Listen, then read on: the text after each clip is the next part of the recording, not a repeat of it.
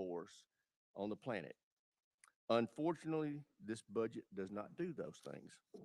The 1% increase it proposes entirely is inadequate.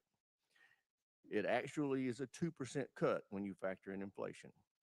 But this is the hand dealt to us by the Fiscal Responsibility Act that we all have responsibility for enacting. As we move to mark up the FY25 NDA, we will play that hand that was dealt us. But we all need to understand the risk to our national security that this level of investment presents. I look forward to hearing from our witnesses about what this budget means for our military readiness, our modernization timeliness, and our efforts to improve service member quality of life.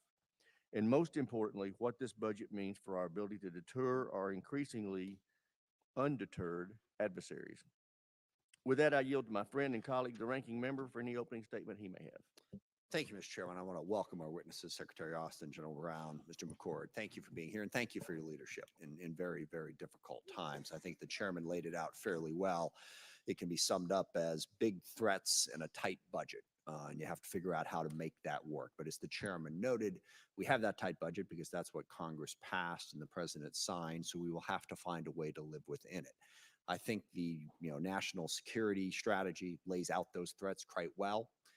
China, Russia, Iran, North Korea, and then various transnational terrorist groups, all of which are causing challenges across the world. I don't disagree with the chairman's assessment of those challenges, or how increasingly the problem is they are working together more and more to coordinate those threats in a way that are deeply challenging. We do want to hear today, obviously, about the two specific hottest spots right now, what's going on in Ukraine.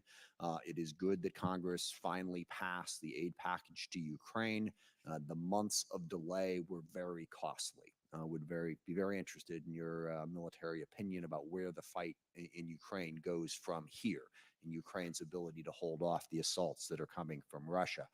In the Middle East, the war rages on with a continual threat that it could spread. I want to compliment the administration and Secretary Austin in particular, Chairman Brown, for the work to try and contain that, to work with our partners, to work with our allies.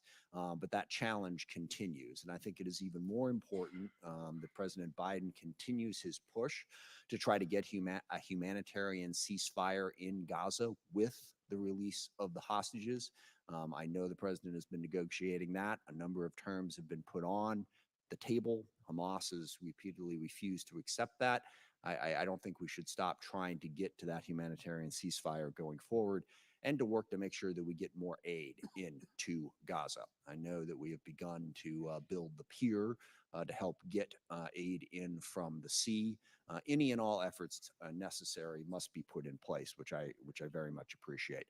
In terms of dealing with the big threats on that tight budget, I want to advance the idea, two things. One, we need partnerships and we need diplomacy. We cannot do it alone, and we cannot fight everybody everywhere all at once. We may not like a wide variety of things that these actors that we've talked about are doing. We have to live in the same world that they do, which means we have to talk to China. Yes, at some point, I believe we need to talk to Russia. We need to use our diplomatic skills and our partnerships and alliances, because one of the things I'm really worried about is that Iran, Russia, China, and the others, they're beginning to build partnerships. They're beginning to undermine our economic might. The chairman laid out how they are fighting back against our sanctions by working together. We cannot alienate the entire world and still meet these threats. We need the rest of the world on our side. So I hope we will consider building on the partnerships and diplomacy that we have used. I think the AUKUS agreement is a great example, the Quad that we've used, the 54-nation partnership that was pulled together to help Ukraine fight off Russia. All those are good examples, but we need to build on that. Lastly, I just want to foot-stomp what the chairman said about recruitment and retention. Thank him and thank the Quality of Life panel. Representative Houlihan, Representative Bacon led, which is focused on making sure that we give our servicemen and women and their families everything they need and give them the support. They are the backbone of our military without any question, and they deserve our support.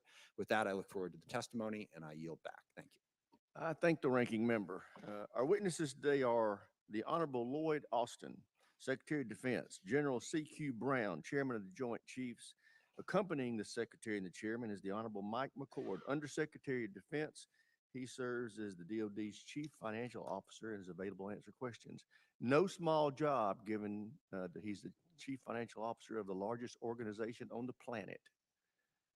With that, we will recognize our first witness, Secretary Austin. We'll start with you. Chairman Rogers, Ranking Member Smith, distinguished members of the committee, thanks for the opportunity to testify in support of President Biden's proposed fiscal year 2025 budget for the Department of Defense. Pleased to be joined by our outstanding Chairman of the Joint Chiefs, General CQ Brown, and by Undersecretary Mike McCord, the department's comptroller. Let me start by thanking this committee for all that you do to support the U.S. military, our troops, and our military families. As Secretary, I've always been guided by three priorities: defending our nation, taking care of our families, taking care of our people, and succeeding through teamwork. Our budget request for fiscal year 2025 will advance all three of these priorities. First, the President's request will invest in cutting-edge capabilities across all domains. That includes $48.1 billion for naval and shipbuilding capabilities, $62.1 billion to reinforce U.S. air dominance, and $13 billion to bolster Army and Marine Corps combat capabilities. Our request will also provide $33.7 billion to strengthen our space architecture and $14.5 billion to develop and field advanced cybersecurity tools. It will direct $49.2 billion to modernize and recapitalize all three legs of our nuclear triad. And it will sharpen our tech edge through a $167.5 billion investment in procurement and $143.2 billion in R&D. Second, this budget will support our outstanding troops and their families. That includes raising base pay and housing allowances, investing in better housing, making child care more affordable, and funding vital work to prevent sexual assault and suicide in the military. And third, this request will help the department further deepen our teamwork worldwide. Our network of allies and partners remains a strategic advantage that no competitor can match. And you can see its power in our strengthening ties across the Indo-Pacific, in today's expanded and united NATO, and in the 50-country Ukraine Defense Contact Group that I convene. Our budget remains rooted in our 2022 National Defense Strategy. Our request positions the United States to tackle the department's pacing challenge, the People's Republic of China, with confidence and urgency. It will help meet the acute threat of Putin's increasingly aggressive Russia. It will help us tackle the persistent dangers from Iran and its proxies. It will help us take on threats from North Korea, global terrorist organizations, and other malign actors. And it will help us continue to deter aggression against the United States and our allies and partners, and to prevail in conflict if necessary. Now today, I want to underscore three key messages. First, even as our budget request abides by the mandatory caps set by the Fiscal Responsibility Act, it is aligned to our strategy. We made tough but responsible decisions that prioritize near-term readiness, modernization of the joint force, and support for our troops and their families. Our approach dials back some near-term modernization for programs not set to come online until the 2030s. Second, we can only reach the goals of our strategy with your help. And I'm truly grateful that Congress passed the fiscal year 2024 appropriations in March. And the single greatest way that Congress can support the department is to pass predictable, sustained, and timely appropriations. My third and final message is that the price of U.S. leadership is real, but it is far lower than the price of U.S. abdication. As the President has said, we are in a global struggle between democracy and autocracy, and our security relies on American strength of purpose. And that's why our budget request seeks to invest in American security and in America's defense industrial base. The same is true for the recently passed National Security Supplemental that will support our partners in Israel, Ukraine, and Taiwan, and make key investments to increase submarine production. In fact, about $50 billion of this supplemental will flow through our defense industrial base, creating good jobs good American jobs in more than 30 states. So we're grateful for our partners in Congress who help. How can you talk about U.S. leadership when we're supporting genocide in Gaza? Committee will come to order. Secretary, I'd like to formally request those in the audience causing disruption to cease their actions immediately. weapons are being used against Security, I'm going to ask you to remove international the disruptive persons. law. It is illegal. It is immoral. It is disgusting. The whole world is watching what we are doing in Gaza right now. Secretary General, you are supporting a genocide. Stop supporting genocide. Free Palestine. Stop supporting genocide. Apparently, the protesters don't understand. We don't have a Secretary General in this country. With that, Mr. Secretary, you're recognized again. Thank you, Chairman. We're grateful for our partners in Congress who help us make the investments needed to strengthen America's security through both the supplemental and the President's budget requests.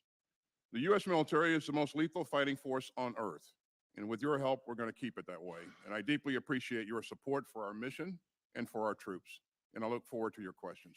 Thank you, sir. General Brown, you're now recognized. Chairman Rogers, Ranking Member Smith, and distinguished members of the committee. I'm honored to join Secretary Austin and the Honorable Mike McCord to appear before you today. On behalf of the Joint Force, Department of Defense, civilians, and our families, I want to thank Congress for your steadfast support and the opportunity to testify on the fiscal year 2025 defense budget request, which reflects our shared commitment to national security. I also want to thank you for passing the National Security Supplemental, which provides vital support to our allies, partners, and our defense industrial base to counter aggression and strengthen our joint force capabilities and capacity in preparation for any future contingency. The global security environment is increasingly complex. The 2022 National Defense Strategy identifies 5 key challenges. The People's Republic of China, our pacing challenge, continues its risky behavior around the globe. The newly aggressive Russia with its unprovoked war against Ukraine, a reckless Iran, who, as we saw a few weeks ago, attempts to escalate regional conflict with unprecedented attacks and support of proxy forces.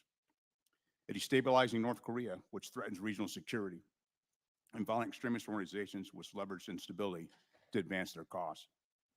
These challenges are interconnected, which demands a strategic approach addressing the immediate threats while also preparing for future contingencies. It requires all of us to operate with a sense of urgency. Days after becoming the chairman, I laid out 3 expectations in my message to the Joint Force. Honing our warfighting skills has primacy in all we do. Modernizing and aggressively leading with new concepts and approaches. And trust is the foundation of our profession. Our military exists to fight and win our nation's wars. We train every day to ensure we are so good at what we do that we deter any adversary from engaging the U.S. in conflict. This budget requests $147 billion to sustain readiness and ensure the department can counter near-term threats. We are also focused on better integrating our allies and partners in our planning and operations by investing in critical programs and Suspend. We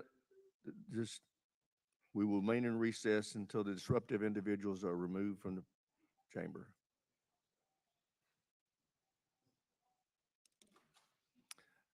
General, you may proceed. Sure. We are all focused on better integrating our allies and partners in our planning and operations by investing in critical programs and capability, expanding security cooperation, exercises, training, and interoperability. Our investments in readiness ensure the Joint Force can respond when the nation calls. While we are focused on readiness for today, it is critical to modernize and lead with new concepts to prepare for tomorrow. The department continues to invest in capability and capacity to outpace our competitors while transforming from costly legacy platforms that are no longer relevant to the threat. This budget strategically invests $167.5 billion in procurement, underscoring our commitment to equip the Joint Force with unparalleled combat capabilities across every domain. This budget also invests $143.2 billion in research, development, tests, and evaluation of future capabilities that will retain our strategic edge. Finally, this budget invests significantly in nuclear modernization, digital innovation, multi-year procurement of critical munitions, and a strengthened defense industrial base. With rapidly evolving threats and technologies, accelerating our modernization is crucial. Lastly, trust is the foundation of our profession. The joint force must build upon and uphold the trust in each other. Trust with our families, trust of our elected leaders, and trust of our nation. Enhancing the quality of service and the quality of life of our personnel is not just a moral obligation, it's a strategic imperative. This budget includes investments in quality of service efforts such as advanced training, educational benefits, and career development, while also investing in quality of life projects like housing, medical clinics, and child care facilities, as well as funding spouse employment initiatives, enhanced mental health resources, and robust programs to combat sexual assault. We must create an environment where all can reach their full potential. Trust that our joint force stands ready to defend our national interest, ready to deter aggression, and ready, if necessary, to fight and win our nation's wars. I thank you for your support and collaboration and our shared commitment to face the security challenges of today and prepare for tomorrow. We are living in consequential times, and there's no time to waste. Thank you, and look forward to your questions. Thank you, General. I recognize myself for opening questions. General, I addressed this first question to you. You talked about what the budget would do. As we know, we talked about this is a tight budget. Tell me what we can't do with this budget. Tell me about some of the trade-offs that you've had to make as a result of this 1% increase. Well, Chairman, I appreciate the question. As the Secretary highlighted in his opening remarks, what we had to do is we focused on readiness for the near term. And as we did that, there's some areas that we elected not to modernize some capabilities that would deliver in later into the 30s. And so that's where we had to address some of the shortfalls in this particular budget by making those choices to focus on readiness. For example, give me an example of something that you deferred. I'd have to get you more detail, Chairman, but as we look at various capabilities, and I would say munitions is a key one of those that we've focused on, as well as we look at our shipbuilding, our sub industrial base as well, and aircraft. How is this budget going to affect your training? Do you have an idea about that? Well, not much, because we actually did focus on our readiness, and that's why the $147 billion is to focus on our readiness. We are very capable joint force, and using the capabilities we do have today while we would pursue future modernization is where our focus is on readiness today, Chairman. Okay, I would ask this to both of you. I know you've got to be concerned about this growing cooperation that we're seeing between Russia, China, Iran, and North Korea. Do you feel like that this budget adequately resources our ability to deter their organized and unified aggressive behavior in the coming years, Mr. Secretary? Thanks, Chairman. The growing nexus between the PRC, Russia, and the DPRK and Iran is concerning, and this is something that we are watching very closely. As we look at what Russia is doing, because of the damage that Ukraine inflicted on Russia's land forces, Russia turned then to DPRK for additional munitions and in the form of artillery munitions and missiles. Iran is providing Russia with drone capability, technology, and actual drones themselves. And that's made a difference in Russia's ability to recover from what the damage that Ukraine has inflicted on it. And then North Korea, again, it's becoming more confident because of its affiliation with Putin. So this is very concerning. Something that we're going to have to watch. Something that we're going to have to make sure that we have the capability and capacity to work with our allies to continue to deter and continue to promote peace and stability in each of the regions. But to your point, very concerning and something that we're going to have to stay on top of going forward. So. General Brown? I would echo the Secretary's comments about it being very concerning and watching how these countries are working and somewhat interconnected. By the same token, what I have seen in the 7 months, tomorrow will be 7 months I've been in the job. I've engaged about 170 times with my counterparts from around the world. And what I've found is as the world has gotten more complex, the work with our allies and partners has strengthened.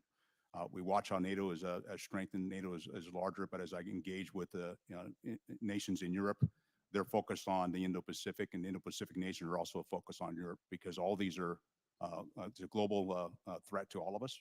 And that dialogue is definitely increased, and I've seen that happen in the jobs I've held as a senior leader.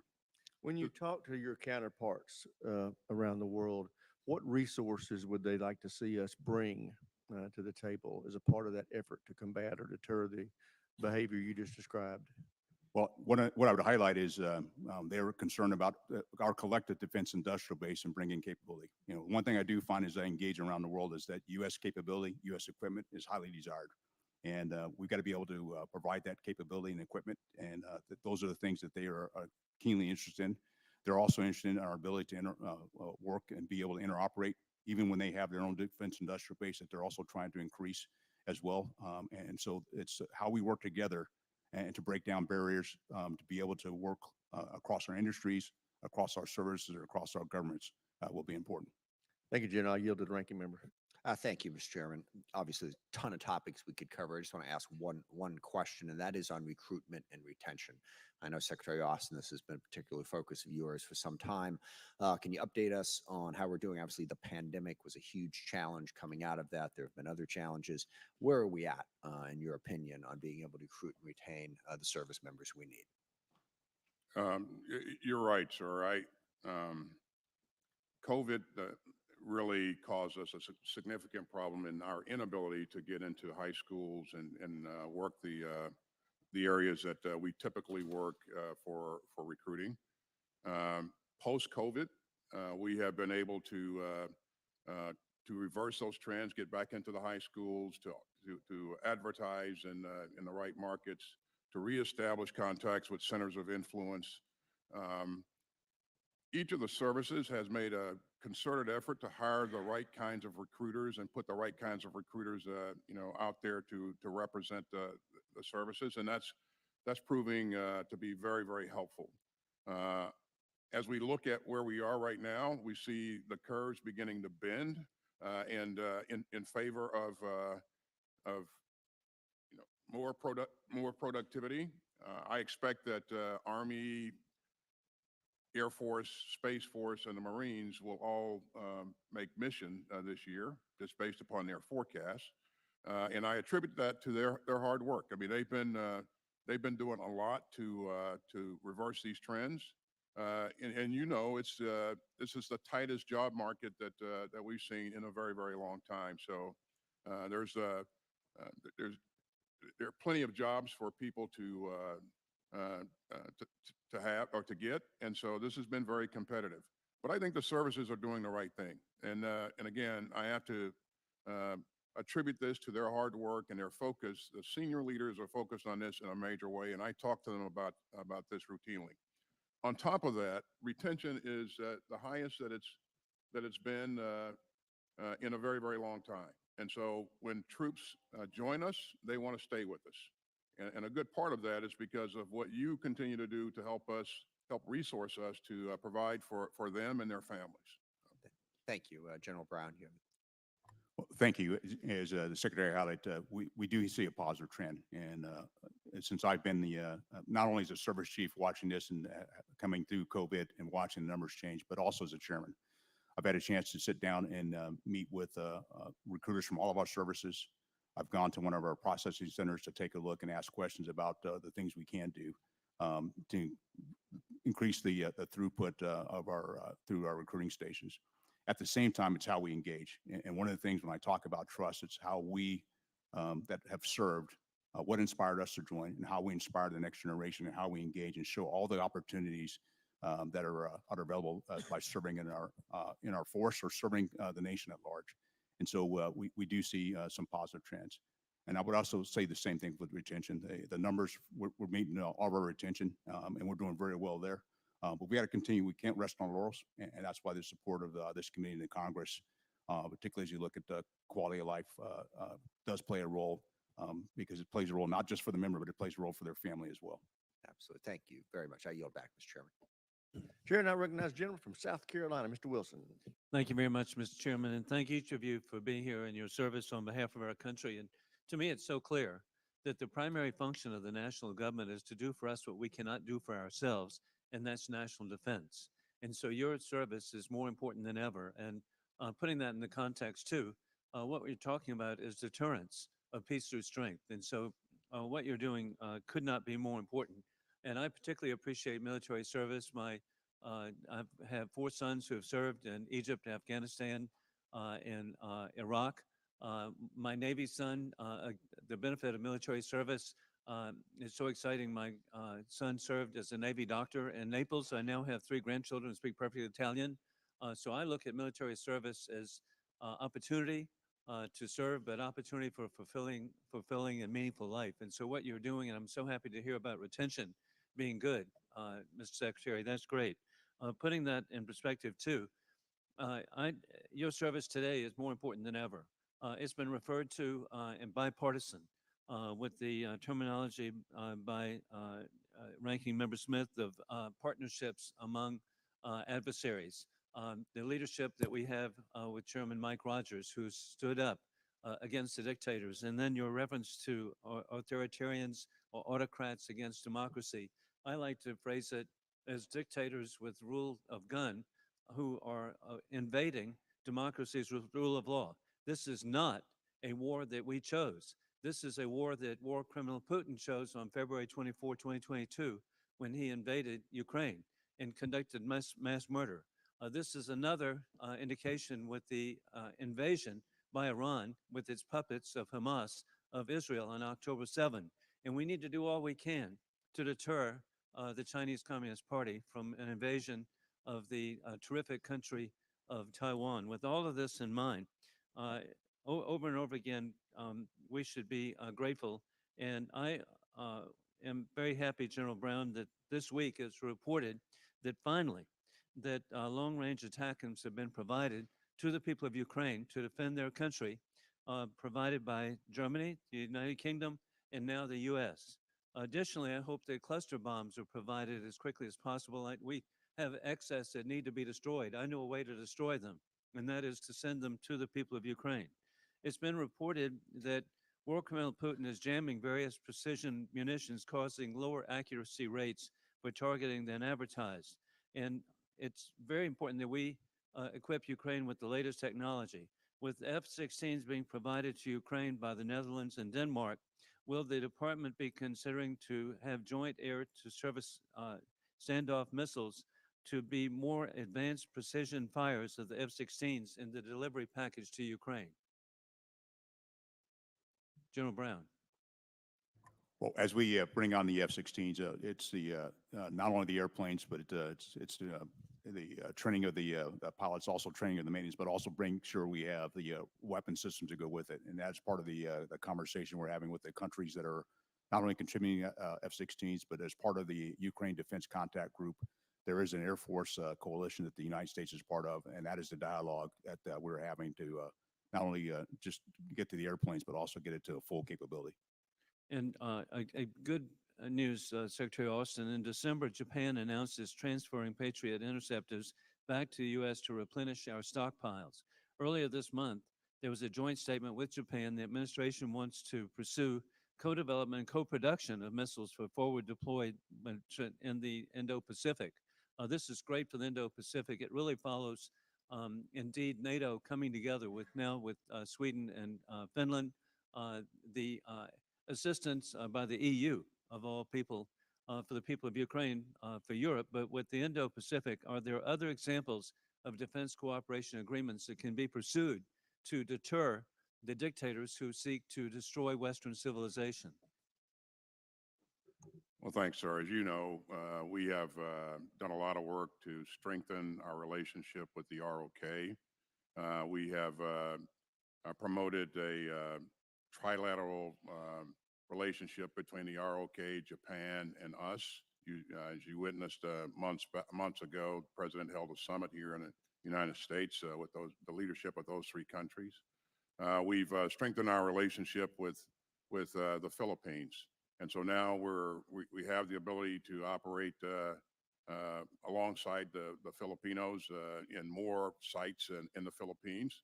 And 3 years ago, the leadership was going to disinvite us and not allow us to operate in the Philippines. But that Hey, relationship, Mr. Secretary, my time is up. But again, it's exciting to see countries come together that we have not before, from the Philippines to Sweden and Finland. Thank you very much. Chairman's time has expired. Chair, and I recognize the gentleman from Connecticut, Mr. Courtney. Thank you, Mr. Chairman, and thank you to both witnesses for your diligent service and your testimony today. Mr. Secretary, one of the smartest actions which Congress and your department made last year was enacting AUKUS authorities. I want to particularly compliment your legislative team who worked with a number of us on the committee to successfully steer a very complex package into last year's NDAA. As you laid out on page 16 of your testimony, it's not just an aspirational plan. AUKUS is moving out fast on many fronts. For example, I had the pleasure to welcome the first 3 Aussie naval officers to sub school at the Groton Sub Base in Connecticut, where they learned proficiency in the operation of nuclear-powered submarines, a key AUKUS Pillar 1 goal. All 3, by the way, graduated in the top 5 of their class, and another 100 of their colleagues are going to be following in their footsteps.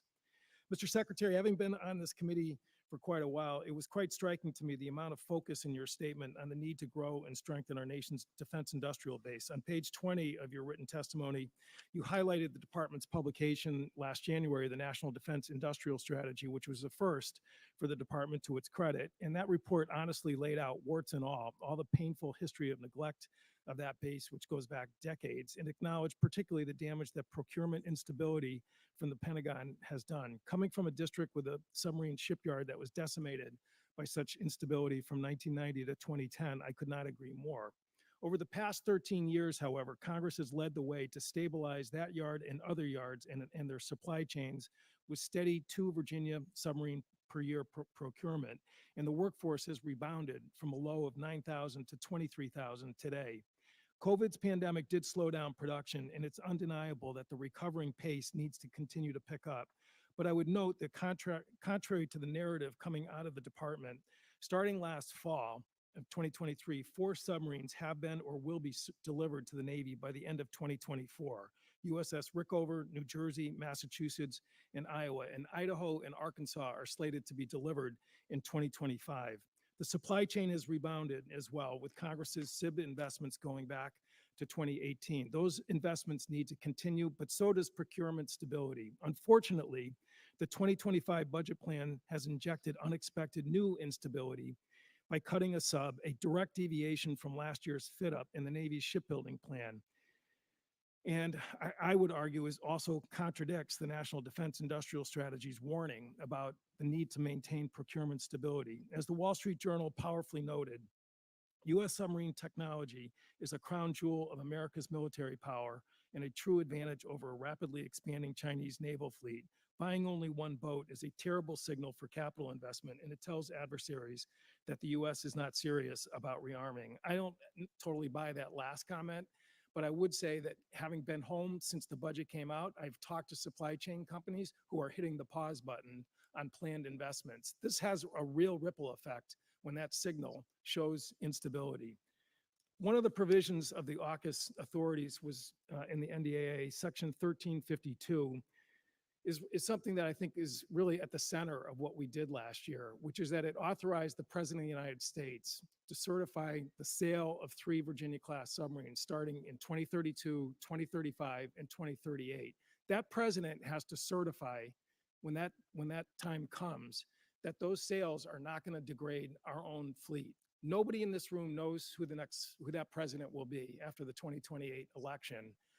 But to me, I want to make sure that that decision is as easy as possible to make sure that the goal of AUKUS is going to be achieved. Cutting a sub from the inventory, which is what this budget proposal unfortunately does, in my opinion, makes that decision harder. We're going to work hard on this committee and my colleagues are already, hard at work in terms of getting requests over to the Appropriations Committee. We did it in 2007. We did it in 2013 under the Obama administration. We did it in 2020 under the Trump administration. Again, I think it is so important for the goal of AUKUS, which again, I think is going to be one of your hallmark achievements, that we maintain procurement and we, as I said, make that decision in the early 2030s as early as possible. I don't have a question for you today, but again, with that, I'll yield back. Thank you, Mr. Chairman.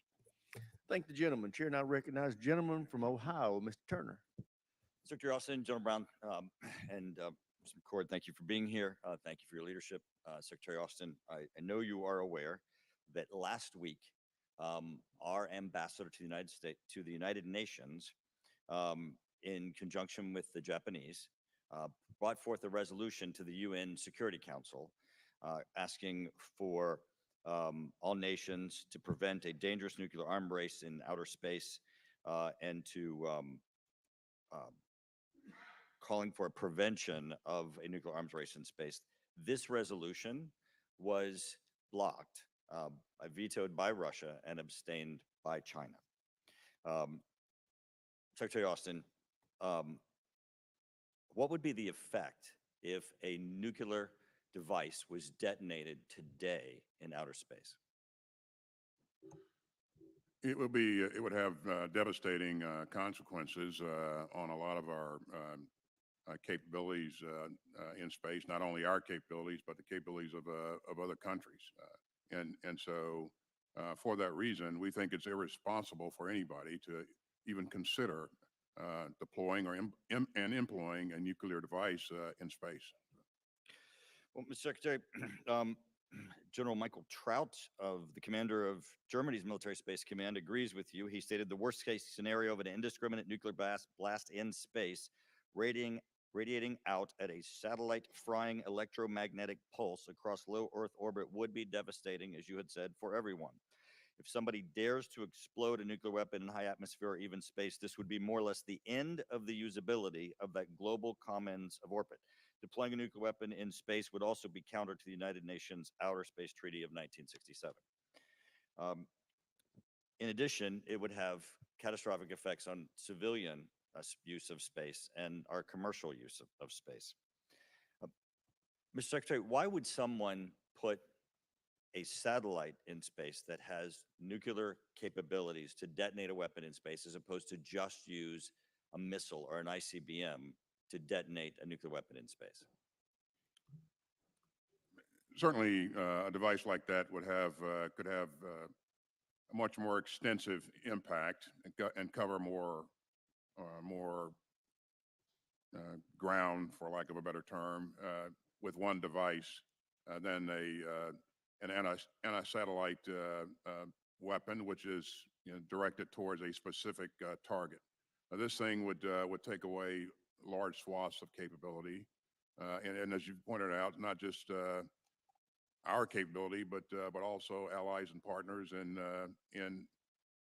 so we don't really fully know or understand what the full effects would be. It would depend upon the yield of the weapon, the orbit that it was in, and all those things. But certainly it would have. Secretary, it wouldn't one of the reasons why they'd put it in space as opposed to shoot an ICBM or missile is because an ICBM or missile could be attributed as a nuclear weapons attack on a country and would have a nuclear weapons response.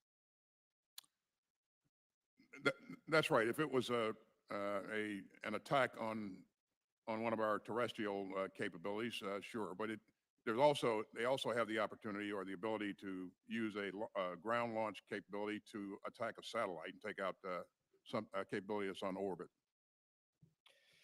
Mr. Secretary, John Plum, the Assistant Secretary of Defense for Space Policy, told reporters on April 5th that Washington was in discussions with Russia about the weapons plans and apparent confirmation that Moscow is at least engaging on the topic.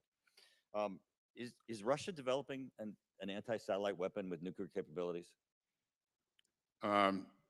Certainly, I would not want to get into a discussion of intelligence information in an open hearing, but certainly we can have that discussion. Right.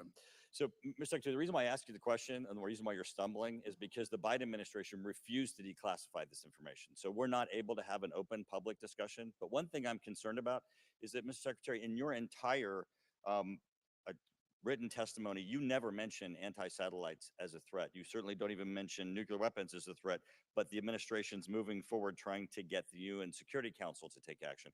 I believe that this is the Cuban Missile Crisis in space, and this administration is sleepwalking itself into an international crisis. And I certainly want to encourage you to encourage the administration to declassify this and take every actions necessary to avoid this space race that could, as our ambassador to the United Nations says, be a nuclear weapons space race. Gentleman's time's expired. Chair now recognizes the gentleman from California, Mr. Garamendi.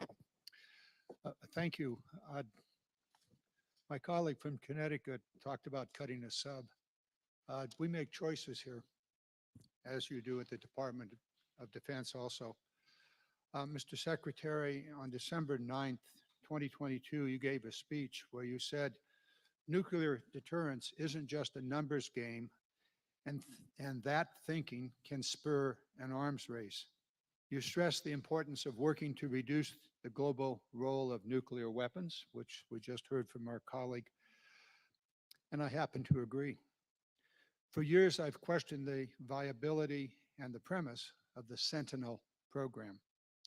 In December, the Department of Defense announced that the ever-escalating cost of the Sentinel program, now estimated at least $137 billion, had breached the critical non-recurring limit, and that by law, the program must be terminated unless you, Mr. Secretary, certify that the program is, 1, essential to national security, 2, that there are no alternatives to the program, 3, that the new cost estimates are reasonable, and 4, that the program is a higher priority than programs whose funding must be reduced. Am I correct in saying that you are aware of your task that lies ahead? I am, sir. I'm pleased to hear that, because even without the required analysis by law that the Sentinel program, far too many Pentagon leaders have said, and I quote, "The Sentinel will be funded, we'll make the trades." Mr. Secretary, can you assure us that you will require that a truly fulsome and critical analysis of the Sentinel program will be made, and that the alternatives, for example, a submarine, will not be funded so that the Sentinel program can go ahead? I can assure you that we will conduct a thorough analysis in accordance with the Non-McCurdy Act responsibilities and the responsibilities that you've outlined as well. So. Thank you, Mr. Secretary. I believe you have until sometime in July to make that decision, and along the course in early May or late May, you will, General Brown, provide to the committees the analysis required by law. Is that correct? We will. We'll support the timeline to enable the Secretary to make his determination. In your opening remarks, General Brown, you said that, quote, "Our investment in nuclear capabilities reflects a judicious balance between advancing cutting-edge technologies and phasing out legacy capabilities." Fourth grade math would indicate that at $700 million a copy, $137 billion can buy you somewhere more than 120 B-21 bombers, complete with an ISRO. Or perhaps 7 Columbia-class submarines for $137 billion. Choices to be made here. Is an attack submarine important? is an additional 120 or so B-21 bombers, complete with an LSRO. Important, more important than a Sentinel. Can the Minuteman III be life extended? And by the way, committee members, why do we consistently write into the NDAA that there must be 400 ICBMs? There's been no analysis to indicate that. And has the Joint Requirements Office Oversight Council actually revisited the military requirements necessary for the nuclear enterprise? Has that been done, General Brown? That is part of their task, is to continue not just on the nuclear portfolio, but across all of our portfolios for our joint warfighters. I await that analysis. I yield back. Chair now recognizes the gentleman from Colorado, Mr. Lambert. Thank you, Mr. Chairman. Secretary Austin, your written testimony says that the fiscal year 25 budget invests in air and missile defense systems, which will, quote, preserve our ability to deploy combat credible forces when needed, unquote. However, the Missile Defense Agency's budget you delivered to Congress was almost $1 billion below fiscal year 24 budget projections. It canceled, cut, or delayed several munitions programs. In fact, the day after I protested these cuts recently to the director of the Missile Defense Agency, Iran launched a direct and massive attack on Israel that included over 100 ballistic missiles, 30 cruise missiles, and 150 attack drones. Yet we have limited stocks, and we have allies and friends who are desperate for us to give them some of our limited stocks. So why did the department choose these drastic cuts to missile defense at a time when we need it more than ever to protect our homeland and our allies and partners? Well, thank you, sir. As I stated earlier, because of the FRA, we did have to make some choices, and they were always tough choices.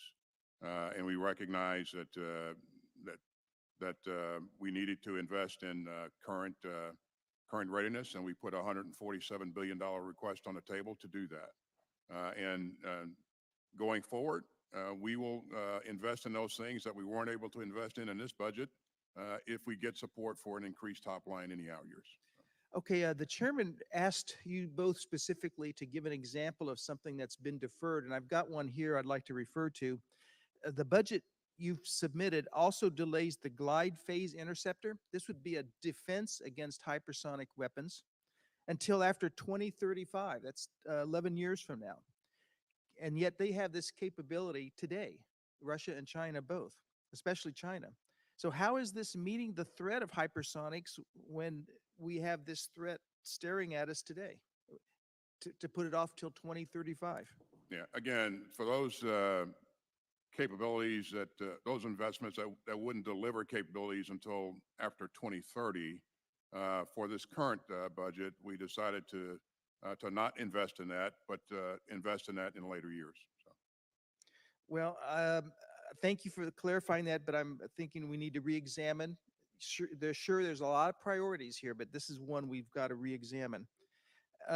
Also, changing gears to nuclear deterrence, when the Biden administration came into office, one of its first acts was to offer an unconditional 5-year extension on the New START treaty. I believe this was a short-sighted gift to Vladimir Putin.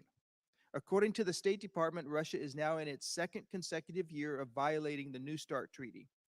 And last year, the Strategic Posture Commission, a bipartisan committee composed of great experts, published its report that described the current nuclear modernization program of record as being necessary but insufficient, given China's breathtaking increase in nuclear capability. General Brown, I'll ask you this one. So neither Russia or China are appearing at all interested in coming to the negotiating table, and yet we now have the growth of a third nuclear superpower in this world. So a new START treaty is probably going to expire in 3 years without being renewed by the Russia and the U.S. What should we be doing to prepare for that eventuality? Thanks for the question. And what I would say is what we need to do is not only thinking about the treaty, and I realize that'll be policymakers, but from my perspective as a chairman, as a warfighter, is making sure we are getting capability in our nuclear portfolio, but also a conventional portfolio. I sat down with the Strategic Posture Commission. We talked not only about our nuclear portfolio, but also our conventional capabilities as well. And what's really important to be able to do that is to have consistent funding, consistent demand signal, to provide that capability as we work with our defense industrial base. And those are the things we'll need to do. As the Secretary highlighted, right now we're focused on readiness based on the Fiscal Responsibility Act. But as we look to the out years, we do need to focus on not only identifying the capability, but giving it consistent funding and then be able to accelerate that capability into the hands of our warfighters. Okay, well, thank you both. We are addressing some of the immediate needs right now, I believe in a good way, but we really need to look at these out years for what's going to be coming down later. Thank you, Mr. Chairman. I yield back. Thank the gentleman. Chair, and I recognize the gentleman from New Jersey, Mr. Norcross. Thank you, Chairman, and to the witnesses for being here today and certainly for your service to our nation. In your opening remarks, and quite often prior to this, we've talked about the American Defense Industrial Base. And certainly coming out of the pandemic and since then, with the wars raging primarily in Ukraine, we've seen the imbalance that we are having in the industrial base, that we have those risks in the supply, production, and the delivery. And certainly you have started, and we must have what I would call more aggressive posture in order to build that up. Because not only does it need to be resilient and reliable, it also needs to be affordable. And certainly starting from behind the finish line, building that up in a quick way is usually not the most efficient. So to date, and this would go to you, Secretary Austin, is what has the department done from where we started a few years ago on this quick and immediate need to build up, in particular, our munitions space? Could you elaborate on some of the steps we've taken? Yeah, in order to maintain our competitive edge, we're going to have to continue to invest in munitions, and we're doing that. We've done that with your help. As you know, for 24, we asked you for a number of multi-year procurement authorities, and you supported us with that request. And over the last 3 years or so, we've invested north of $75 billion in munitions, which and it's, I might add, in the supplemental that you just approved for us. There are resources in that supplemental that help that we apply to the industrial base and help them expand to increase their capacity, so to meet the current demand and the demand in the future. So I want to thank all the members for that. But we put a lot of work into working with industry leaders to increase capacity, increase capability, and again, with your help, that's been very effective. Now, we also need to work with allies and partners to increase international capacity as well. And my undersecretary for acquisition and sustainment is leading the charge to work with other countries to promote them expanding their industrial base as well. Even after everything is all said and done, as you know, we're going to have to make sure we're producing enough capability to help allies and partners who've dug deep in support of Ukraine and other things, help them replenish their stocks after we've replenished our stocks as well. So. Well, certainly appreciate that, and sending the right signals to industry so that they are prepared is incredibly important. And that leads me to the next question. The assessment and how we're going to manage at some point, hopefully sooner than later, that we are going to build not only our stocks up to the tune of $50 billion under the aid package, but to help our allies and partners. How are we going to send the correct signals to industry that when we meet that, it's just not going to drop off? Mr. Courtney talked about the submarine base of years ago and what happened that when we abruptly stopped. How are we going to manage our munitions base that we're building up now, but when we backfill, how are we going to handle that?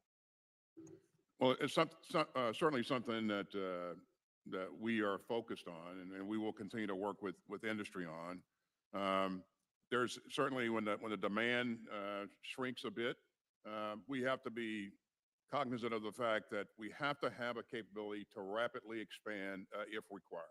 Now, the way that we produce munitions, the way that we design production lines, all of those things have to be taken into account. Maybe there are things that we can compress so that we can rapidly expand when called upon to do that.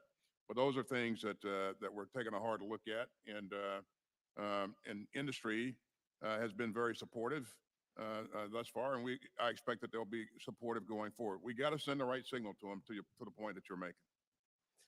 Certainly. And we also have to look at the reserve munitions that we've had in the past and say, is that adequate given the way that Ukraine and other areas of the world have really operated in the last 6 months to 2 years?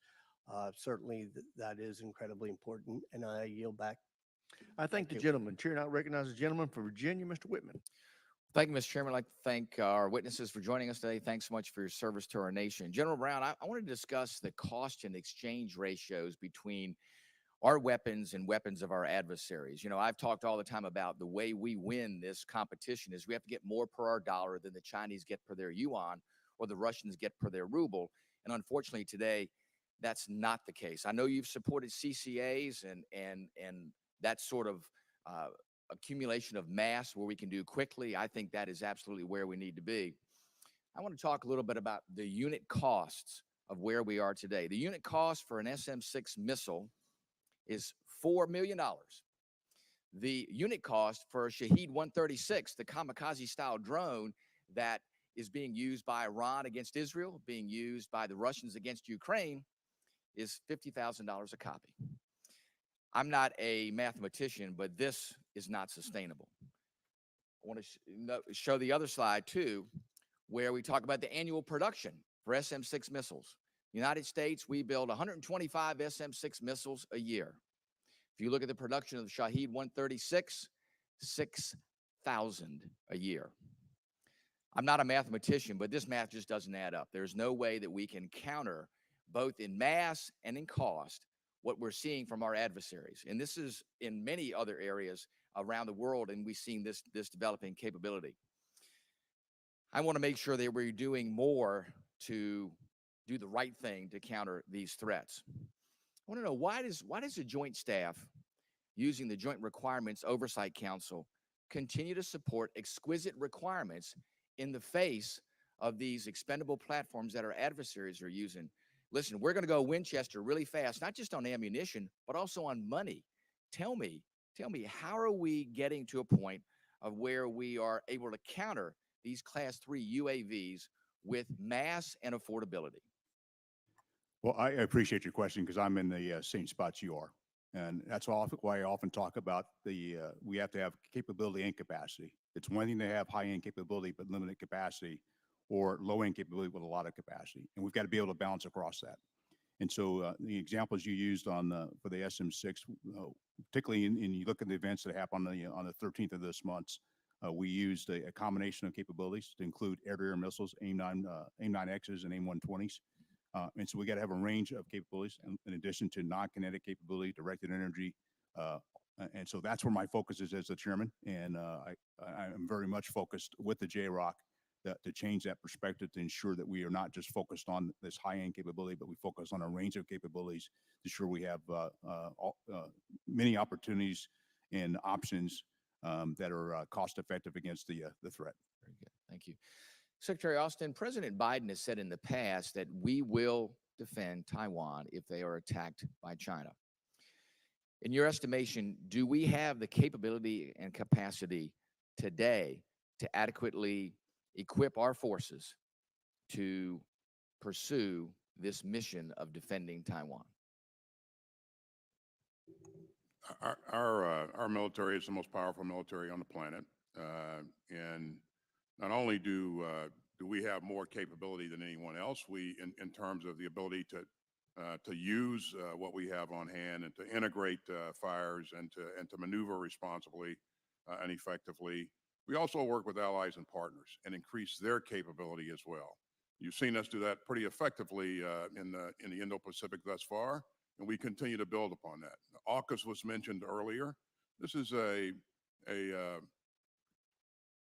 incredible capability that's a game changer, and it will certainly add to the overall deterrence in the theater. But there are a number of examples like that throughout. So. Let me drill down a little bit further. When we look at what we're going to face in that theater, we're going to be operating in a highly contested environment, which means we have to be able to reach Chinese assets at long range in order to degrade that environment to a contested environment where we have a much, much better advantage. Tell me, where are we with magazine depth and capability and capacity currently with long-range precision strike weaponry in that theater? Well, again, I think when you look at our capability, I think we're in a pretty good place. We never have everything that we want, but certainly it's the mix of capabilities that's important here, and that's our goal, to make sure that we have the right mix of capabilities to ensure that we can be effective.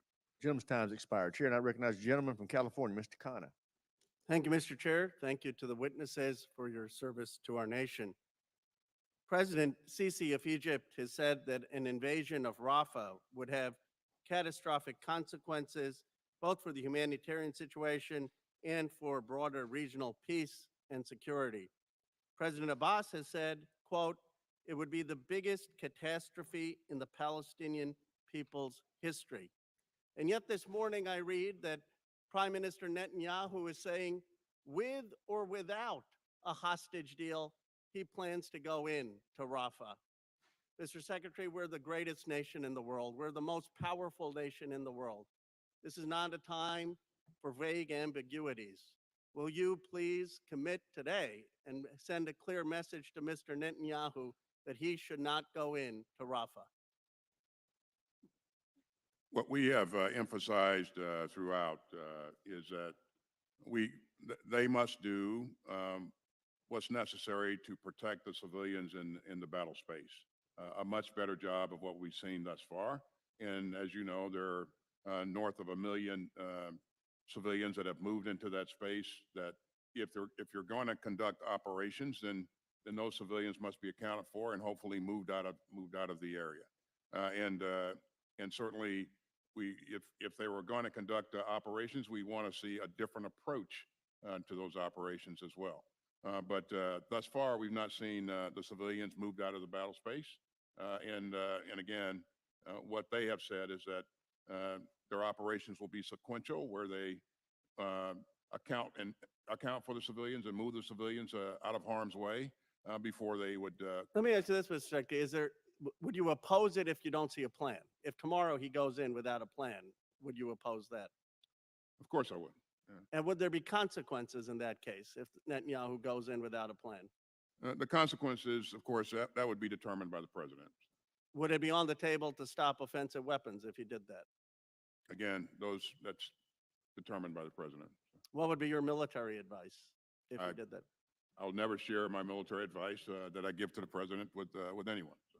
Let me ask this though: you would certainly oppose it without a plan. Do you, in your years, and you know how much respect I have for you and your service, do you really believe that there is a conceivable plan of evacuation that would save civilian lives and allow Netanyahu to go into Rafah? Could you come up with such a plan?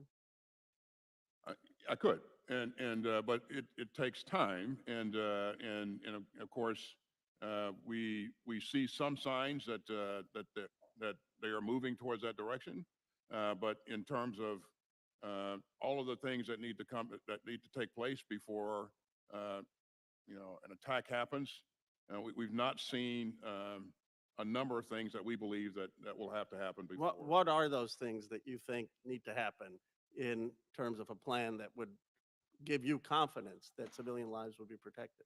And they have a plan. The question is, can you execute?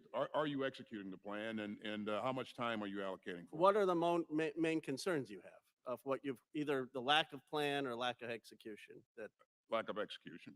And what would be the specifics of what you would want to see that they're not doing today? making provisions for the civilians wherever you direct them to. Do you have sustainment in that area? Do you have the ability to move them from where they are now to wherever you're going to direct them to? And then are you willing to protect them as you do that? So, the housing, the medical care, all that stuff that needs to be in place. We've seen some signs that some of that's coming together, but clearly not. And clear enough. where would they move these million people to? So you're saying before they go into Rafah, they would need to move all the million people out of Rafah who are civilians? I doubt that they'll move all of them out, but certainly the preponderance of the people, sure. And But what if, they let's can say only there go are north if because and then my time's is almost expired. If there are 200,000-300,000 left, I mean, do you have a sense if they were to go in, how many deaths, civilian deaths we're talking about? Or, I mean, if they were to go in?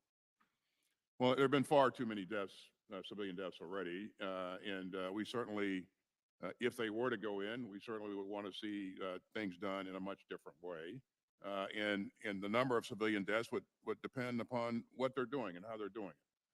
But again, the two things aren't. Gentleman's mutually time's exclusive. expired. Chair, and I recognize the gentleman from Georgia, Mr. Scott.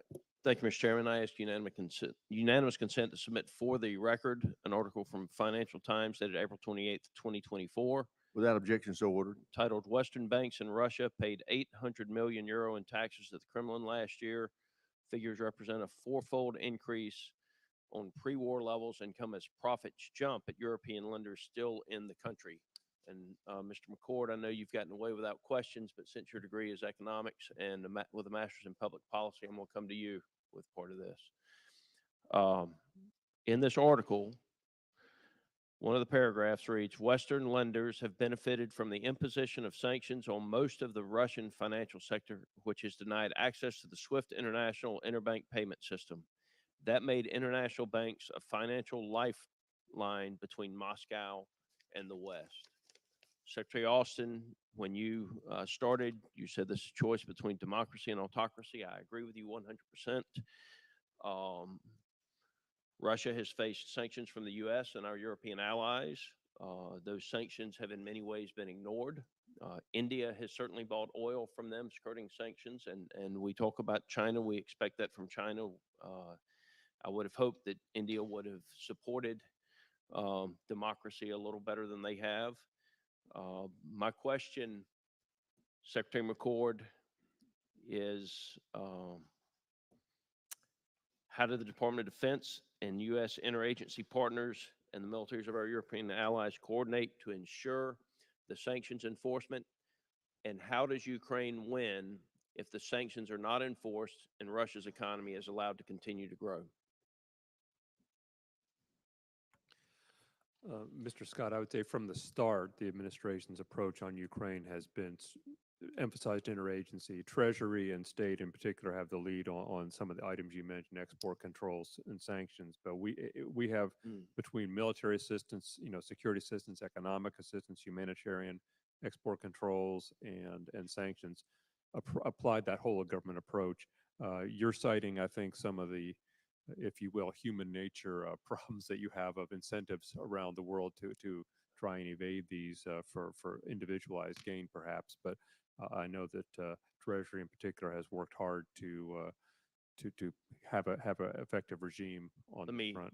Half my time's gone, Mr. McCord. I appreciate your answer.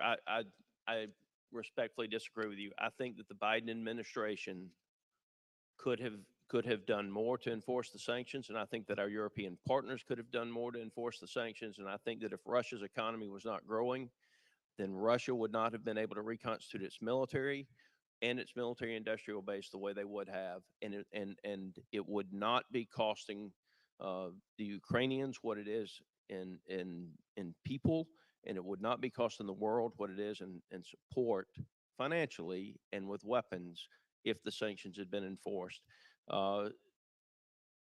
General Brown, what is the impact on the battle space when sanctions are not enforced?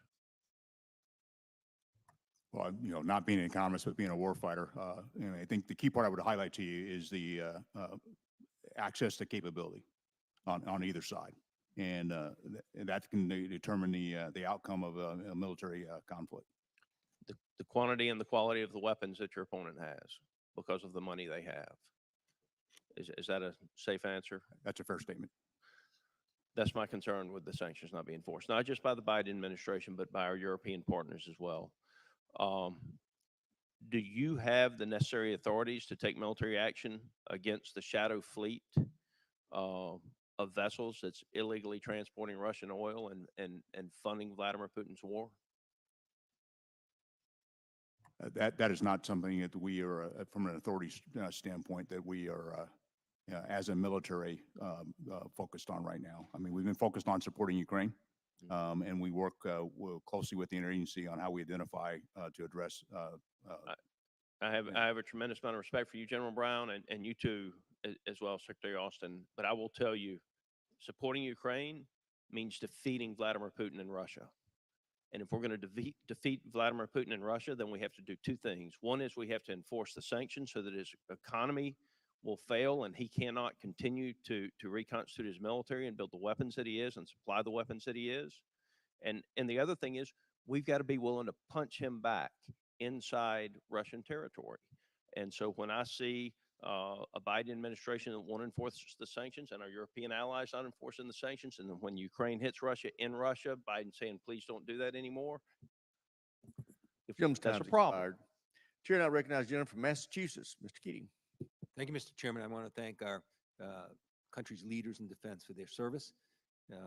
8 days ago, I was at the Polish-Ukraine border visiting with our 82nd Airborne. We were doing a logistical job that no other country in the world could do, and thank them for their service. 7 days ago, I spent nearly an hour in Kyiv with President Zelensky.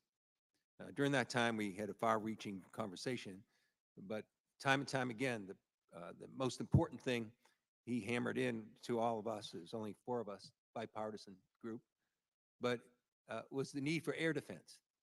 You know, in Ukraine, they have an air defense. In Kyiv, their second largest city, was getting pummeled as we sat there, Kharkiv, with major attacks.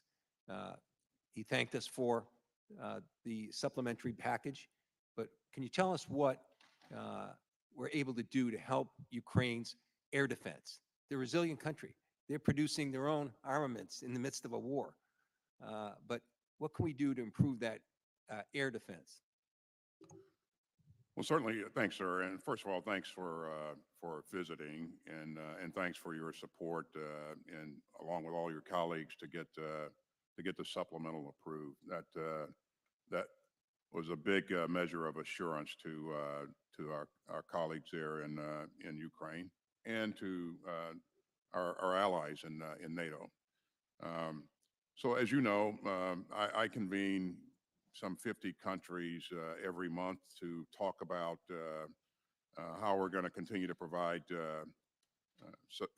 security assistance to Ukraine at scale and speed. Air defense has long been one of the things that we have emphasized over and over again. When people were talking about other capabilities, we continue to emphasize that this is what Ukraine needs most. And that's playing itself out to be true because we watch Russia continue to launch missiles that have been supplied by North Korea, drones that have been supplied by. I'm sorry to interrupt, Secretary. Do we have the assets in place, that Patriots missile systems in particular, among that 56-member group to do more in immediate sense? There are countries that have Patriots, and so what we're doing is continuing to engage those countries. I have talked to the leaders of several countries, myself here in the last 2 weeks, encouraging them to give up more capability or provide more capability, and so we're going to stay with this. And I talk to the Minister of Defense of Ukraine every week. And so he is clearly aware of what we're doing, engaging others, and looking around the world to try to get additional capability. But well, you have our commitment and my commitment as I talk to our ally leaders, which I do several of them every week in my 2 capacities in committees. So I'll continue to emphasize to them the importance of doing that too. One other quick question. You Just to expand a little bit on what Representative Khanna had just said, few people in the world, I think, know as much as you do about the difficulties and challenges of urban warfare. I believe you have, and I know the President has talked about lessons learned that we've learned as a country ourselves. You talked about some of the military logistical issues. Can you just briefly, in the short time here, there are other issues too in lessons learned in those types of warfare situations, and they affect the civilian population too. Can you just briefly tell us what you've learned?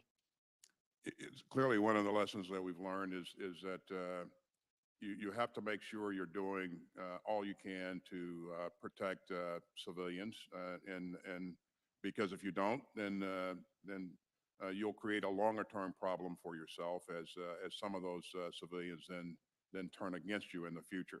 And so we've emphasized that a number of times to our colleagues and continue to do so. And I talk to my counterpart in Israel on a weekly basis. We've talked some 40 plus times since October 7th.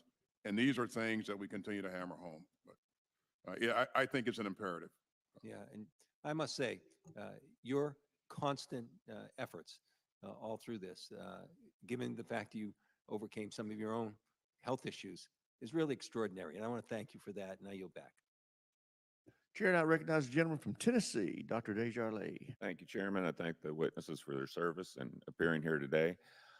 General Brown, has the need for land-based leg of the nuclear triad decreased since the decision was made in 2014 to recapitalize the ICBM fleet?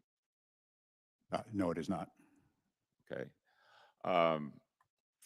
Since that time, China has undertaken what multiple STRATCOM commanders have described as a breathtaking expansion of their nuclear arsenal, including a massive investment in silo-based ICBMs.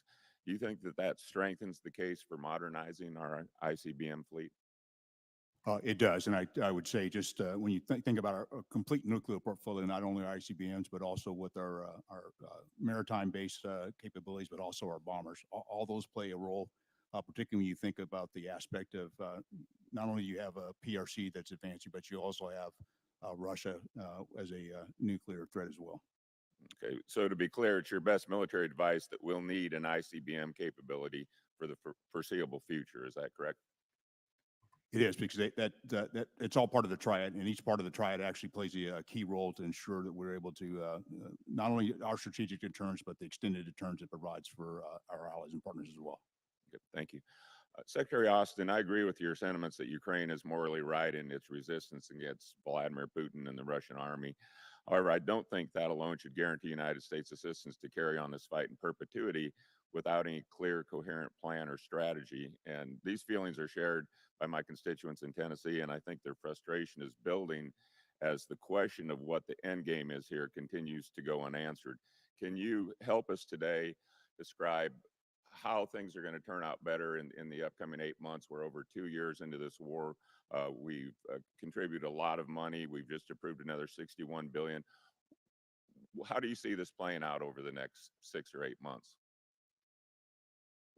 Yeah, thank you, sir, and thanks for your support with the supplemental. We've been clear from the very beginning that what we want to see is a democratic, independent, and sovereign Ukraine that has the means to defend itself and deter aggression going forward. Now, there are some things in the immediate term that I believe that Ukraine needs to be able to do. One is to maintain access to the Black Sea because, as you've seen here recently, they have managed to continue to export grain, using the Black Sea corridor. They also have to defend in the north and east, where we see Russia mounting increased small attacks and probably maybe are looking to mount a larger attack in the north and east. That's their industrial base, so they have to support that. And then the third thing I think they need to do is to place additional pressure on Crimea. As you know, Russia is using Crimea as as kind of a transit zone to push up supplies and personnel in support of their efforts in southern Ukraine and eastern Ukraine.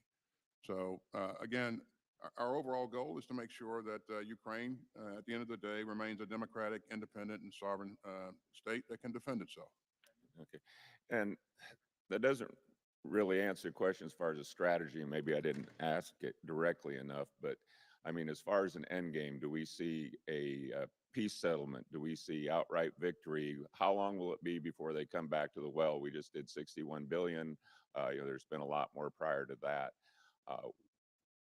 What can we tell people? I mean, the president actually did try to explain this a little bit last week in response to the aid package. He was on TV, or at least a visible press conference, where he tried to describe it. We've been imploring the DOD and the administration to tell the American people why this is so important, why this investment is there. So what is, in your opinion, the end game timeline? When will it be needing more money? And what's victory look like? This is the case with most conflicts of this type. It ends with some sort of negotiation. And again, if that happens, when that happens, we want Ukraine to be in the best possible position to be able to achieve its goals and negotiate for the right things. It's up to Ukraine when that happens and what they choose to agree to or not to. Our goal is to make sure that they have the security assistance to be able to continue their fight to protect their sovereign territory. Gentleman's time's expired. Chair now recognizes the gentlelady from Michigan, Ms. Lutkin. Hi, Mr. Secretary, Chairman, Mike, good to see you all. I want to ask a question a little bit different than my peers that comes from looking forward at threats. Mr. Secretary, your job as the Secretary is to deal with everything that's going on in the world, and it's messy right now, but also to look at future threats. And I want to put on the table this idea that the United States is poised to let in a huge flood of Chinese electric vehicles into the United States. In the European Union, they let in their first Chinese EV in 2021. They now have almost 25% market share. So all the cameras, light detection, LiDAR, radar, data collection, cameras, all the stuff that we have concerns about even putting on our military vehicles, right? Chinese origin equipment we would never put on our military vehicles are now poised to be flooded into the United States, driving around everywhere, collecting data on our military bases, on our key infrastructure. As someone who develops our war plans on other states, you can imagine how interesting that data might be to adversaries. So I have a few questions. I asked similar ones to the Secretary of the Army when she was here. They're not gotcha questions. I'm a CIA officer who is trying to process that we're concerned about data, who owns the data of a thing like TikTok, and the idea of a fleet of vehicles coming into the United States collecting all this data that's housed and handled by the Chinese Communist Party really bothers me as a national security issue. So I have just a series of questions. They're not gotcha questions. They're just legitimately, would we want a potential adversary to have high fidelity 3D maps of every military base and installation in the country? We would definitely not want that. Would we want a potential adversary to have high fidelity maps of infrastructure such as power plants, ports, highways, and bridges? Absolutely not. Would we want any potential adversary to hack into ground vehicles and pilot it remotely or disable a vehicle in the United States? No. Would we want a potential adversary to be conducting cyber espionage, collecting sensitive intelligence through any phone or Bluetooth-enabled device on a ground vehicle? No. Okay, you get my point here. I think the thing that I'm concerned about is that the United States, we're a free market economy. We value that. We're good capitalists. But in today's day and age, some of the most dangerous collection goes on through commercial means. And obviously, I'm from Michigan. You don't have to guess why I'm asking about this, because we are making the American vehicles where the data is housed here. We asked for a report from the Department of Defense a year ago about the national security implications of Chinese connected vehicles. We have not gotten that report. I know your congressional affairs people are behind you. I'd ask that we actually see that report, because this is about preventing future threats, not just dealing with the admitted mess that we have around the world. Changing gears, I just have to ask, we had General Kurilla, the head of CENTCOM, here in front of our committee a few weeks ago, and I asked him, as one of our most decorated officers who got shot 3 times in Mosul, has served in Iraq, has served in tough places, what is the military strategy for Rafah? Can you articulate the Israeli military strategy for going into Rafah? I'd have to let the Israelis articulate that strategy. Have they provided it to you? We've gotten some concepts, but in terms of detailed Okay, plans. so no, we haven't gotten the military plan. For the pier that's being set up, as I understand it, as many as 1,000 U.S. uniformed officers are going to be involved in setting up that pier. A smaller number will be resident there. If we are shot at, if more artillery is shot at us, who is responding, and with what operating procedures is that military responding? You know, General Brown and I have spent quite a bit of time with General Kurilla working through our force protection plan, and I'm confident that he's put the right measures in place. Will the Israelis be responding if the United States is shot at? Israelis will provide additional security in the area. That's right. I just think, given the differences I think we have with the Israelis on civilian casualties, we better get right clear about what the response is going to be when we are shot at, since I don't think many Americans feel that it reflects the same values that we have here. Thanks very much. Gentlelady's time's expired. Chair, and I recognize the gentleman from Florida, Mr. Gates. Let's stay on the same subject. Ms. Locken just said there'll be about 1,000 U.S. service members operating a pier system off of Gaza. How many of them will have guns, Mr. Secretary? Well, typically all of the deployed service members carry guns, and they have the ability to protect themselves if challenged. So if someone from land in Gaza shoots at our service members who are on the $320 million pier that we're building, you're telling me our service members can shoot back? They have the right to return fire to protect themselves. Now, well, do we think that's so now I want to move to the likelihood that you think someone from land in Gaza might shoot at our service members on this pier. Do you think that that's a likely scenario? That's possible, yes. This is a very telling moment, Mr. Secretary, because you've said something that's quite possible that could happen, right? Shots from Gaza on our service members, and then the response, our armed service members shooting live fire into Gaza. That is a possible outcome here, so that we can become the Port Authority and run this pier. Right? That's correct. You know, I expect that we will always have the ability to protect ourselves. Don't you think that counts as boots on the ground? President Biden told the country that we weren't going to have boots on the ground in Gaza. And we won't. Okay, but you guys parse the distinction between, like, when Americans think boots on the ground, they think Americans in harm's way or engaged actively in a conflict. You guys seem to be sort of saying that boots on a pier connected to the ground, connected to service members shooting into Gaza, doesn't count as boots on the ground? It does not. I think you're going to find the American people have a different perspective on that. And if we're going to have people shooting into Gaza, we probably should have a vote on that pursuant to our war powers. But I want to bring us now closer to home and the F-35 program. Is the F-35 program a failure? No, it's... Okay, so let's go over, how much does an F-35 cost? Well, it depends on the variant, but... 100 million? Safe to say? 100 million a copy? Okay, so we just had the Air Force in here, and I said, what percentage of these F-35s are fully mission capable? And they said 29%.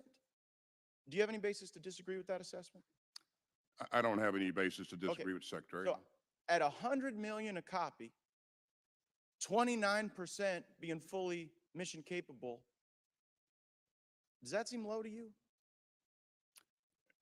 It's a complex airframe, and again, there are a number of reasons why a platform could be not operational at any one given time. But right, but I mean, how many? Having said that, it is one of the best aircraft in the inventory.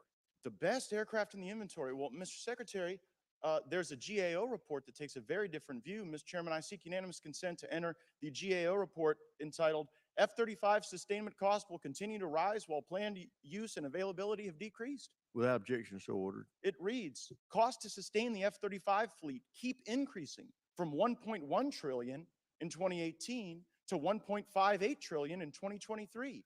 Yet DoD plans to fly the F-35 less than originally estimated, partly because of reliability issues with the aircraft.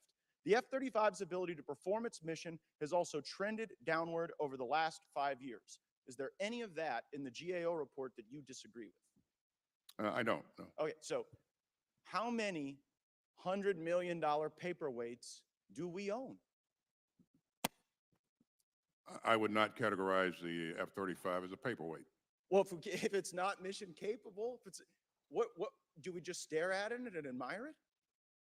We continue to work to make sure that we get our aircraft operational and continue to, and I many, don't know. Don't you think at 100 million a clip, more than 29% should be fully operational? And if the fact that we can't get them operational, you know what Secretary Kendall said when he was sitting in that chair? He said the core root of the problem is that we had let Lockheed Martin build this thing, and then we gave Lockheed Martin the full system performance contract. And they keep bilking us, according to the GAO, and we sit around staring at a $100 million airplane that can't fully perform the mission, and you're sitting here telling me it's not a failure. Just own up to it, Mr. Secretary. Just say, this airframe has not delivered, it's too costly, it's not being utilized as we should, and we should never again make the mistake of doing a full system performance contract with the very person who built the aircraft. Could we agree to that? I agree. In the future, we should have a different approach. I'm sure that Secretary Kendall Well, also I told think you the committee is going the to help things you that he move was to that doing to get different the approach quite quickly. Yeah. Gentleman's time's expired. Let me give people our situational awareness. Votes have been called. There is a series of 9 votes, 6 amendment votes are 2 minutes. My plan is to continue for about another 15 minutes before we recess and then come back at the conclusion of the votes. The walk-off time will be 12:30.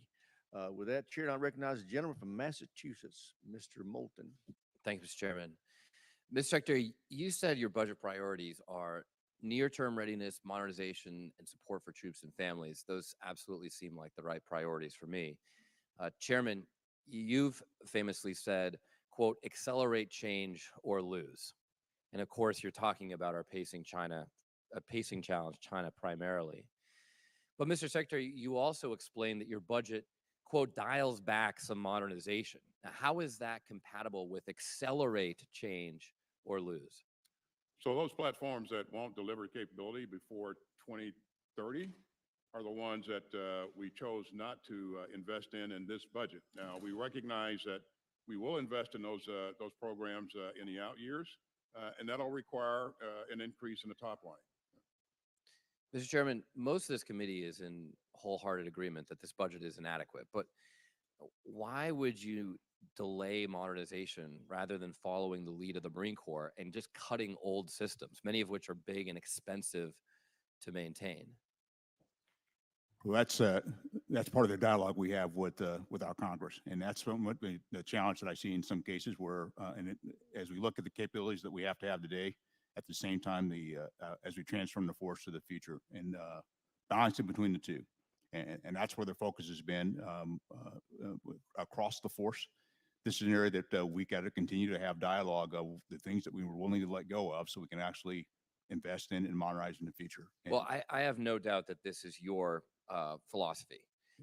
I question whether it is really the focus across the force. I mean, I think with the exception of the Marine Corps, and a bit of credit is due to the Air Force as well here, there's been a real reluctance to divest of old platforms. I mean, I asked this question of Army leadership just last week. I said, give me an example of one old platform that you're cutting to make room for modernization. And the Secretary of the Army used the Future Reconnaissance Attack Aircraft, a future capability. She's talking about cutting a future capability. Can you give me, Mr. Secretary, just a couple of examples of old weapon systems that are big and expensive to maintain that the Army is cutting to make room for modernization? Well, certainly I mean, if you had the Secretary of the Army here to speak to that, I'm sure that what she told you is accurate. So I won't challenge that. But there are things like older artillery platforms, like the M777 that we provided to Ukraine that we no longer use in our inventory to the extent that we were before. That we are, that we're moving out of the inventory. But some of these things that are no longer useful for the Army are useful to us in the next fight. As far as the Army is concerned, we're able to transition those items to partners and allies who need that kind of capability. Well, let's do that. I mean, let's sell them. Let's get some money, right? But we've got to make money in our budget for modernization, because if we don't accelerate change, not just change at the rate that we're changing right now, but accelerate change, we are not going to be able to keep up with China. And Mr. Secretary, I just want to be clear. You are endorsing the Secretary of the Army's response to my question, name an old system you're cutting, when she named a future system that you've chosen not to invest in. No, the reason I said what I said was I really don't know the full context of, but to your point, that is a future system and not a system that we would typically look to divest of. The systems that we want to divest are the systems that are too expensive to upgrade, to modernize, or no longer relevant in the future fight. Now, I mean, we live in a world where $5,000 drones can destroy $5 million tanks. Now, I'm not saying there's never going to be a use for a tank again, but we're still building a lot of tanks. Poland has just agreed to purchase a whole bunch of tanks. I don't know what nation they plan to invade with these largely offensive weapons, but that doesn't seem like a very wise investment for us or our allies. So I would just encourage you. I know there are a lot of tank supporters in Congress. There are a lot of F-35 supporters in Congress. But you've got to come to us with tough cuts, because coming here and just saying we can't modernize is not acceptable. Replicator is a good example of a revolutionary change. But when they came before the committee, I asked them, Ukraine is innovating a lot on drones. Just tell me, when is Replicator program with our GDP going to catch up with Ukraine that has 0.7% of our GDP? And they said, at the present pace, we're not. We can't beat China at that rate. Gentleman's time's expired. Chair, I recognize the gentleman from Nebraska, Mr. Bacon. Thank you, Chairman Rogers, and thank you to all three of you for being here today. I want to congratulate General Brown on becoming chairman. We were colonels together, 1-stars and base commanders in Europe, so congratulations. My first question is to Secretary Austin concerning the Ukrainian aid. Is it the administration's plan to send long-range ATACMS to Ukraine? I hope it's yes. We have already done that, sir. Already done it. So, but the intention is to keep sending more. Well, we will provide as much capability as we can. Okay. I think that we want to ensure that we're sending difference makers. They're not feeding into the gridlock. From my perspective, General Brown, I want to talk about nuclear survivability. For 29 years, we flew the Looking Glass 24 hours a day with a general on board that could take over our nuclear forces if the White House, the Pentagon, or Stratcom was hit. In 1990, we stopped flying that mission and had it on ground alert primarily.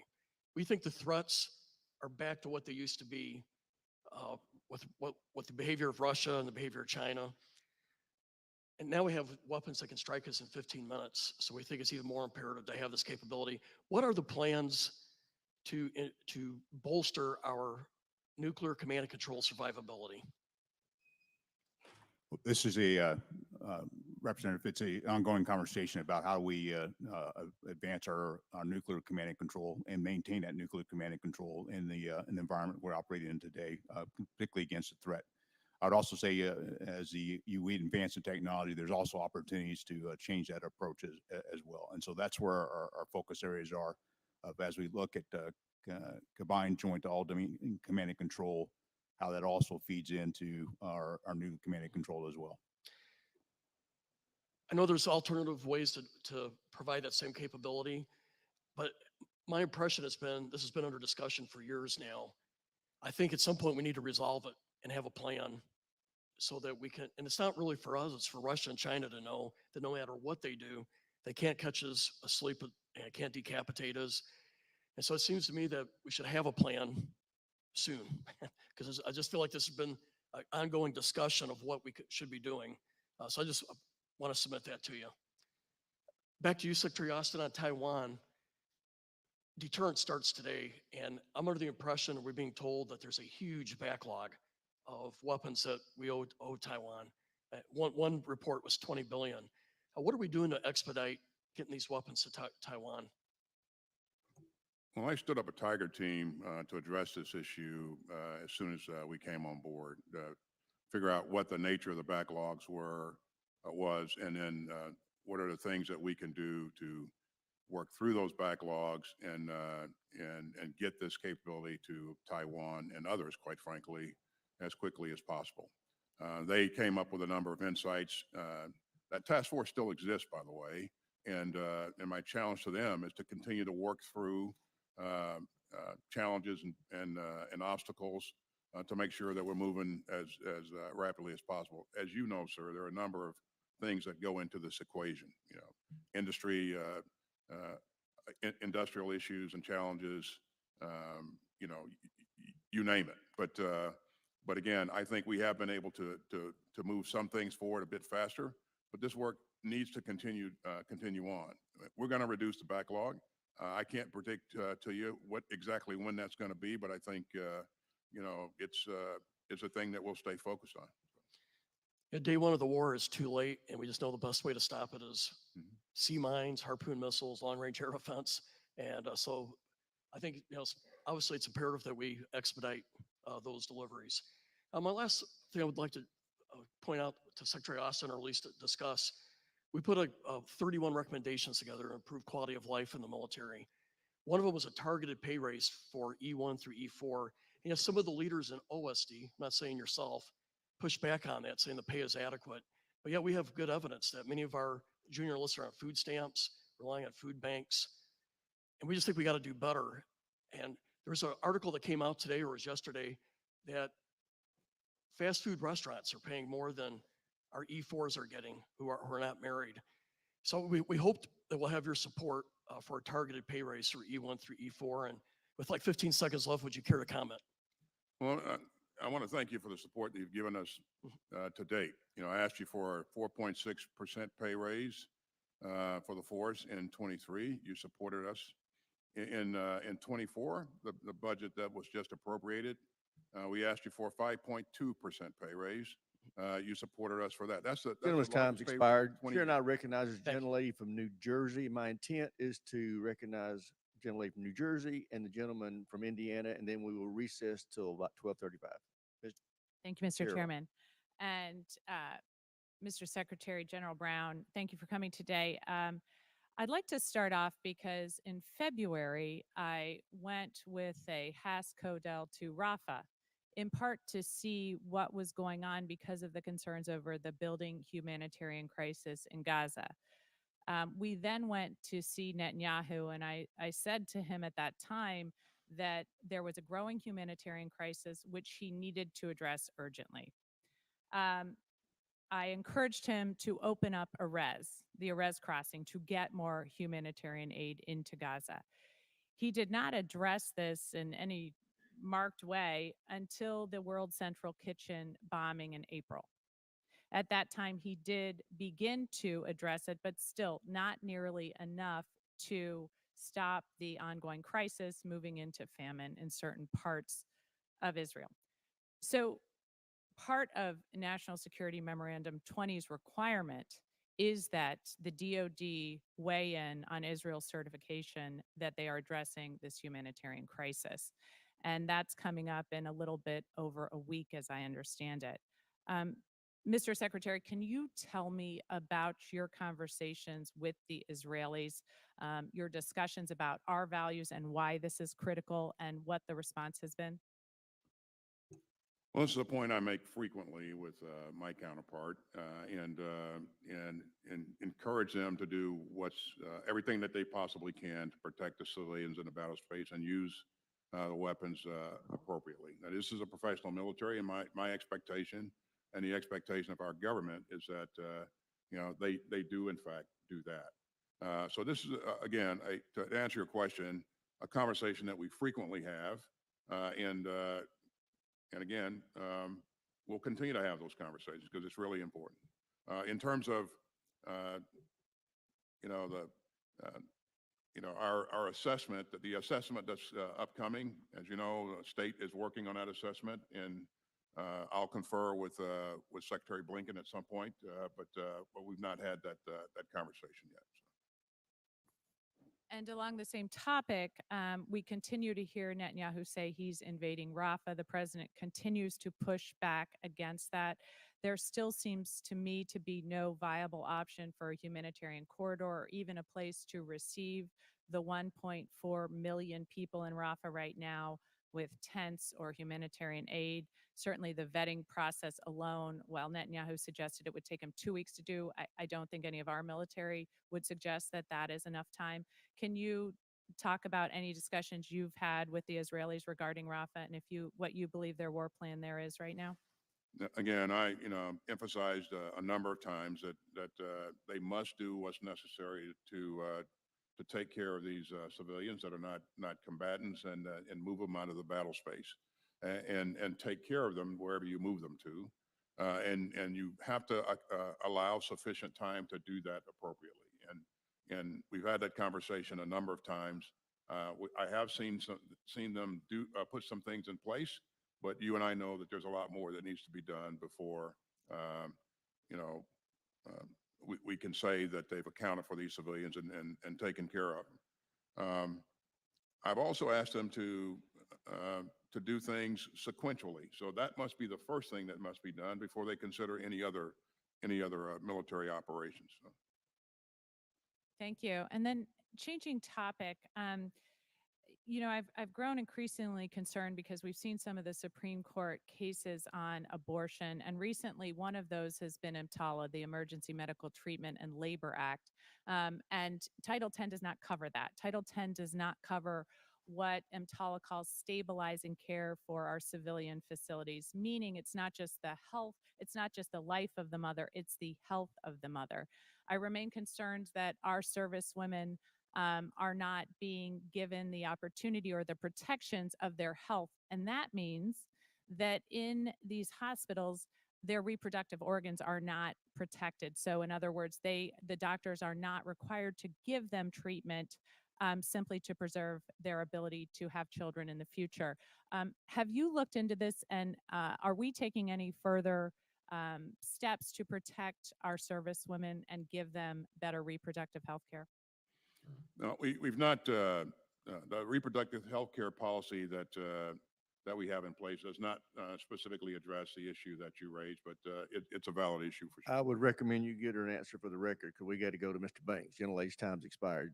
Gentleman from Indiana is recognized. General Brown, according to the Blue Star Family's 2023 annual survey of military families, trust in the military is down to the lowest that it's been in 20 years, down sharply nearly 20% since President Biden took office. The poll also says that only 32% of military families would recommend service to a relative.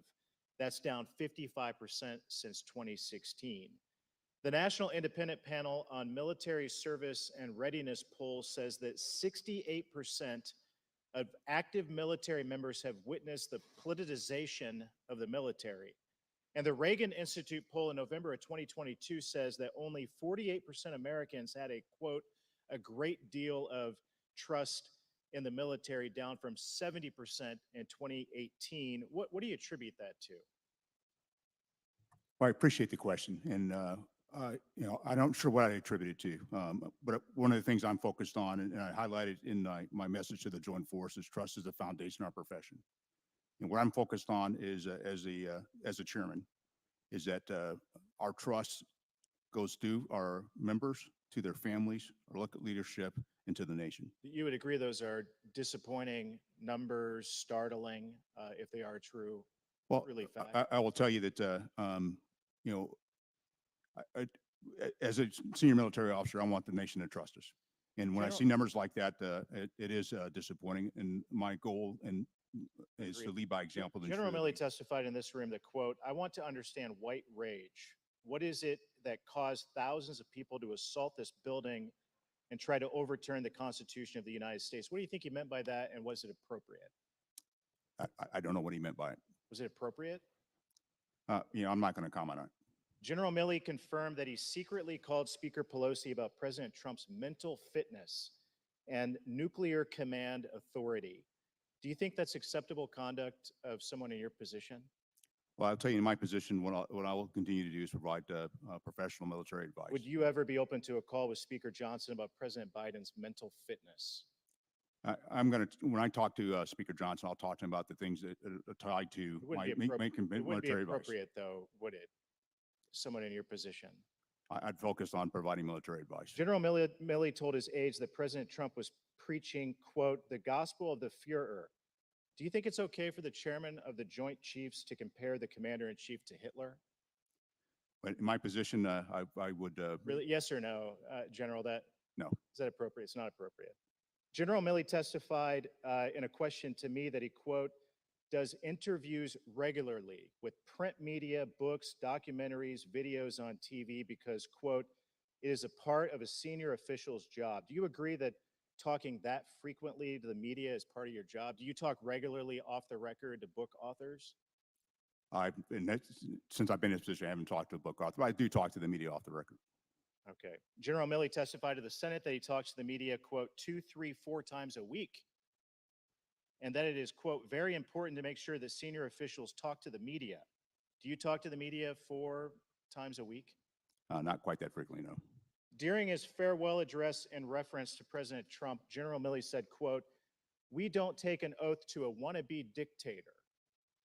Do you think it's acceptable to cause the current commander-in-chief a wannabe dictator? I choose my words wisely. It's not appropriate, is it? No. To call the commander-in-chief a wannabe dictator. Your term ends in October of 2027. There's a presidential election coming up. The current president might win. The former president might win. That's why this matters. And the politicization of the military is something that I think all Americans care deeply about because it contributes to that decline in the public trust. It contributes to that historic recruitment crisis that we find ourselves in today. And I'm just curious, General, I've always wanted to ask you, how can we repair the damage done by your predecessor who will always have a reputation as perhaps the most political general that's ever sat in the position that you sit in today? Well, what I'll focus on is, leading by example, knowing and following what's expected of us as military members, and staying true to my oath. I think it's really important. Thank you. I yield back. I thank the gentleman. As I said earlier, we will now recess for votes. My plan is, as we walk off the floor at 12:30, we'll reconvene approximately 12:40.